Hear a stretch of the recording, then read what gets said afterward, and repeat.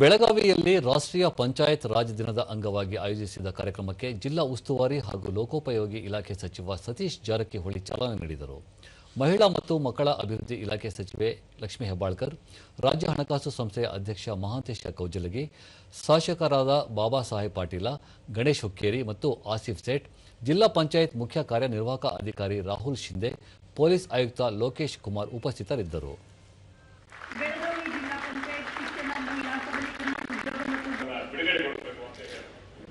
ಎಲ್ಲರಿಗೂ ವಿನಂತಿ ಮಾಡಬೇಕು. ರಾಷ್ಟ್ರೀಯ ಪಂಚಾಯತ್ ರಾಜ್ ದಿನಾಚರಣೆ ಸ್ಮರಣೆಗೆ ಕುರಿತಂತೆ ಪುಸ್ತಕವನ್ನು ಬಿಡುಗಡೆಗೊಳಿಸಬೇಕು ಅಂತ ಅದನ್ನ ಸಚಿವ ಸತೀಶ್ ಜಾರಕಿಹೊಳಿ, ಗ್ರಾಮಗಳ ಸಮಗ್ರ ಅಭಿವೃದ್ಧಿಗಾಗಿ ಸರ್ಕಾರವು ಅನೇಕ ಯೋಜನೆಗಳನ್ನು ಜಾರಿಗೆ ತರುತ್ತಿದೆ. ಈ ಯೋಜನೆಗಳು ತಳಮಟ್ಟದಲ್ಲಿ ಸಮರ್ಪಕವಾಗಿ ತಲುಪಲು ಪಂಚಾಯತ್ ರಾಜ್ ಇಲಾಖೆ ಪರಿಣಾಮಕಾರಿಯಾಗಿ ಕೆಲಸ ಮಾಡಬೇಕು. ಮಹಾತ್ಮ ಗಾಂಧೀಜಿಯವರ ಗ್ರಾಮ ಸ್ವರಾಜ್ಯದ ಕನಸನ್ನು ನನಸಾಗಿಸಲು ರಾಜ್ಯ ಸರ್ಕಾರ ಬದ್ಧವಾಗಿದೆ ಎಂದರು. ಹಾಗೆ ಚಾಲೆಂಜ್ಗಳನ್ನು ನಾವು ಆಯಾ ಸಂದರ್ಭದಲ್ಲಿ ಎದುರುತ್ತೇವೆ. ಅದಕ್ಕೆ ಆ ಸಂದರ್ಭದಲ್ಲಿ ಅದನ್ನು ಸರಿ ಮಾಡುವಂತ ಪ್ರಯತ್ನವನ್ನ ಮಾಡ್ತಾನೆ ಇರ್ತೀವಿ.